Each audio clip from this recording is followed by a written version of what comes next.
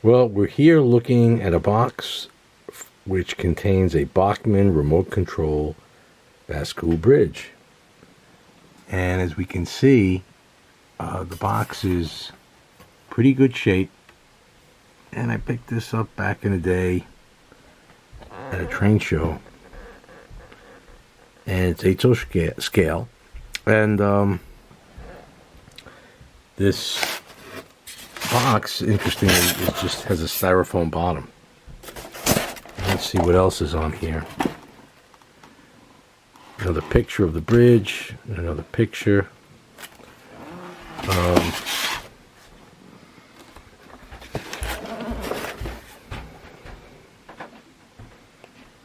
That's pretty neat. It shows the different stages. Apparently the train can go on top and below.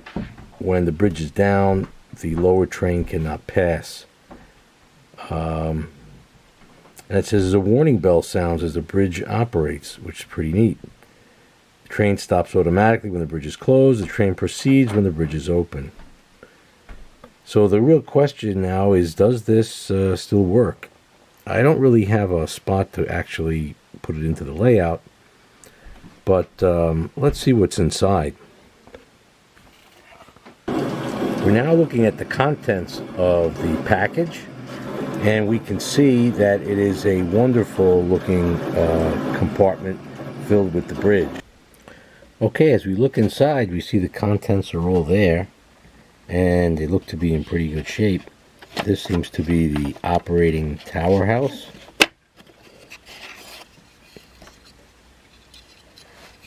Set that down.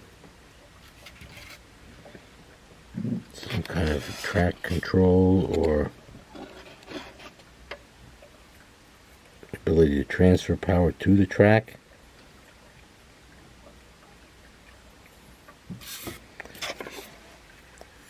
These look like track supports. I guess they're equivalent of concrete trestles to raise the track to come to the bridge.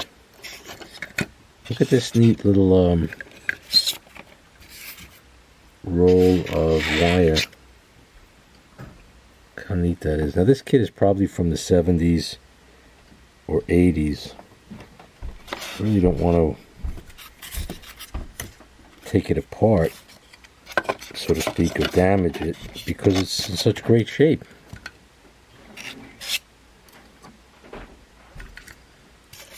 It would almost be a sin.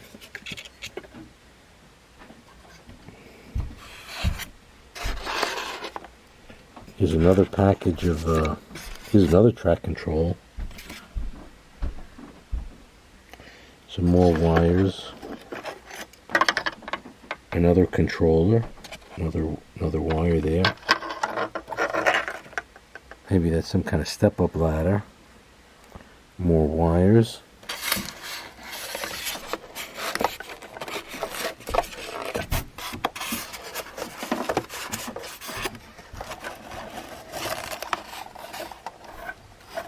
That's actually part of the bridge.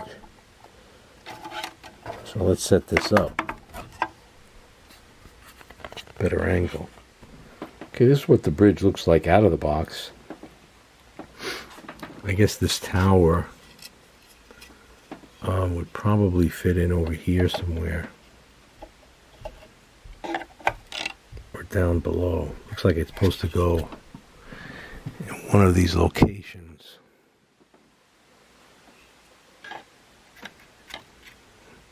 I have to get the instruction sheet. Oh, this housing looks like it goes over. Does it actually go over this housing? Yeah. Something like that. Pretty neat. Well, we're going to have to get the instruction sheet, because the last thing I want to do is force anything.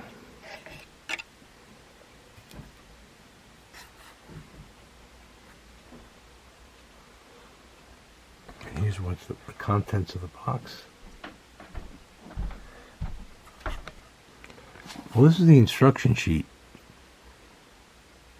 Remote control Bascule bridge. Shows you the layout diagram that you need, how to wire it.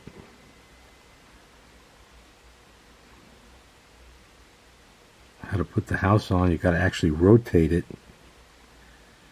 That's kind of neat. There's a lot of little steps in here.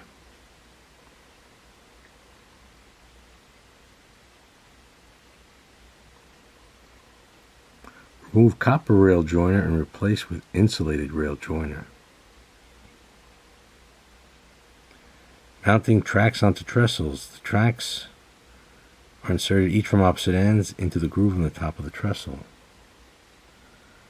Note the train should be operated in one direction only, i.e. ascending the bridge on the control tower side.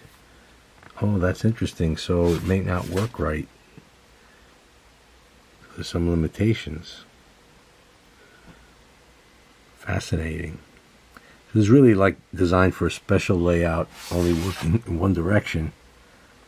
I wonder what would happen if the bridge, I doubt the bridge senses that the train is there, but it says it's automatic. That would really be fascinating. You may have to really set up a layout and check this out, because that would really be cool. Now let's just see. This is not free to come up, so this is kind of locked in place. Let's see what's underneath in here. Now what this says, I don't know if you can make it out on here, but it says Bachmann, Hong Kong, and it says Bascule Bridge. Wow. And the other side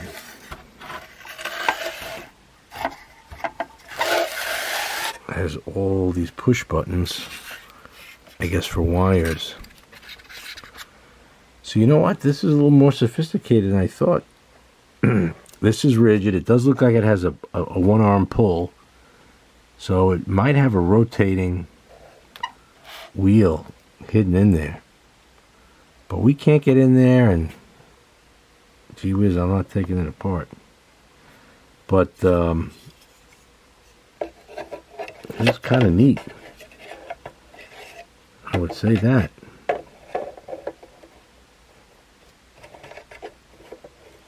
I have to spend some time on it. Okay, we're back again here at Bobby's Hobbies. Hi, folks. We've now hooked up the Bachmann Bascule Bridge. We have not put in all the detail parts. There are trestles that lead up to it. There's a tower. A lot of these need controls.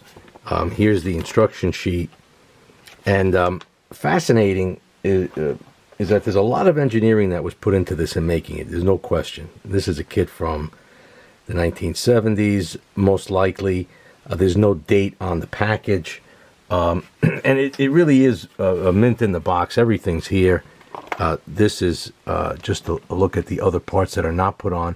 Now, as you can see, there's concrete or brick trestles. There are control switches. There are steps that lead up. There's all nice, wonderful cold wires. There's various controls.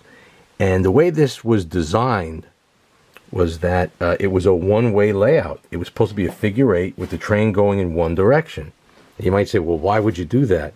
Well, you could reverse the train in theory, but the bridge motor won't work. It's actually designed to work through DC, not as most accessories with AC. And if you switch the polarity for direction, it doesn't work at all. It's designed specifically so that you would use plastic rail joiners to cut off the power flow, so that when the bridge is down, the lower section of the figure eight track that will be passing underneath is automatically cut off, so the train would stop anywhere along the way once it gets close enough past the specific plastic rail joiner that would insulate that piece of track. Likewise, if the bridge is up, the train can go in the bottom section, but as it approaches the top, once the wheels pass over the insulated rail joint section, it will stop. So it's still a pretty neat thing. It's great as a toy. But it's got a lot of limitations if you use all that for the modern railroader, maybe who wants more control.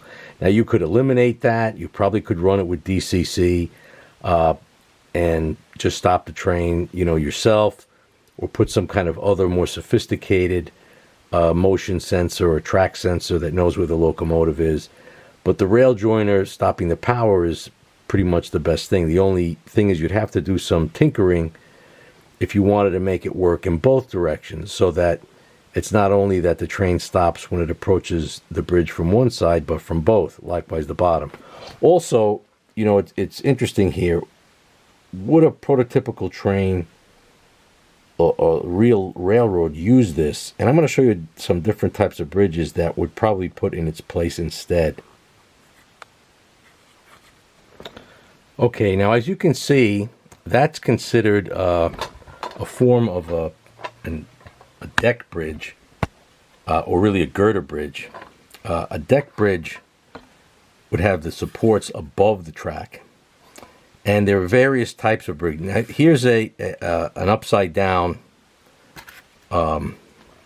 truss bridge. The track's on top, as you could see, and the supports underneath. Now, obviously, this is for a bigger span, deeper, but as you could see, using a bridge like this in this location, obviously it's too big, but it's also too deep. It would be a lot easier for a real railroad to use this type of bridge. This is a deck plate girder bridge. As you can see, the track's on the top. I think this is an Atlas, and you would almost not need to have any kind of bridge. Movement here of a Bascule, because the underneath part would not be there. Now, it still wouldn't be quite high enough for a train to go through. In that sense, they might have dug out this area underneath to lower the approach track, or they could have raised this up higher.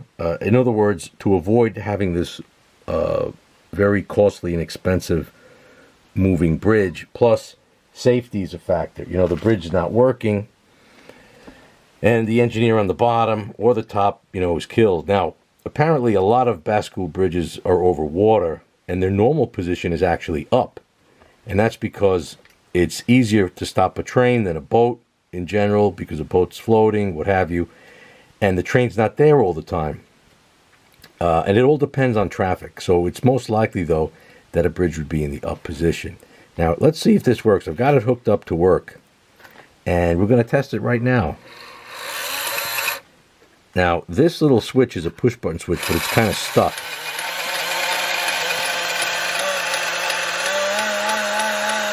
Now, how is this working? It's got a lever arm,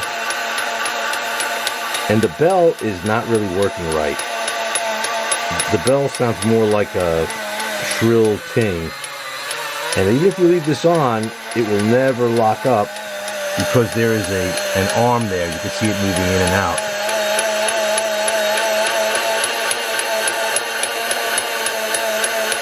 I might have to take this apart to fix the bell. I'm not sure if it's worth it, though, because I'm probably not going to put this on the layout, and taking apart an old model like this is always dangerous. But it does have the approach bell.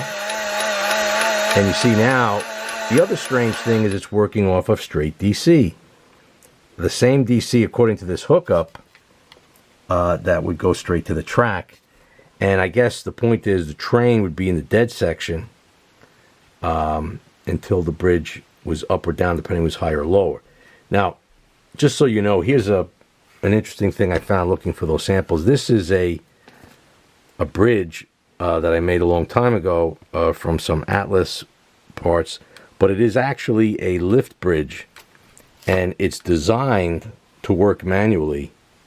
The hinge is actually just a nail, and it can be raised or lowered. Maybe this deserves its own show. And it's got electric component and contacts there, which create the effect of a switch. So the whole bridge becomes a switch. The whole bridge is a switch, and when it's up, it naturally cuts off power to the tracks leading up to the train bridge from either end. So it's got a built-in safety mechanism so the trains don't go off. And I'll probably do a video on that. And you can see it's got safety rails. And this is all, made by kit bashing and with wood. And it's a great bridge. And the real use for this bridge is a duck under. So, but back to the Bachmann bridge, we could see it works. The bell noise is muted. I don't know if it was supposed to sound better than that, but that's all she wrote. And she spins around.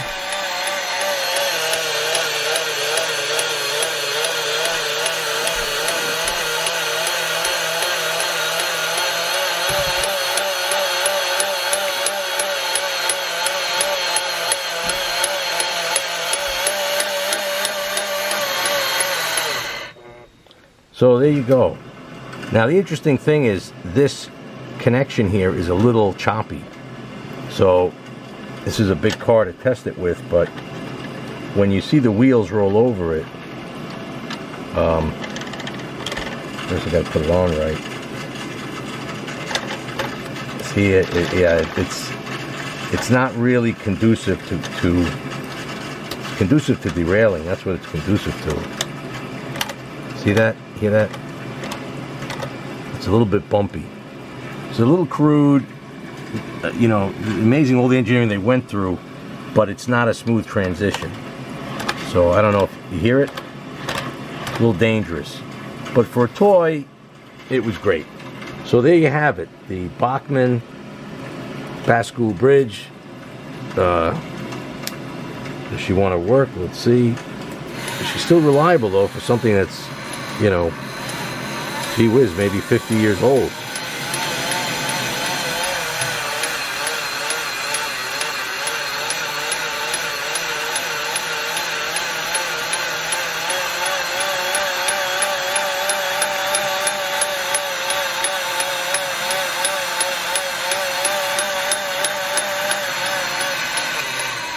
Well, hope you enjoyed it, folks. Have a great day. Bye for now.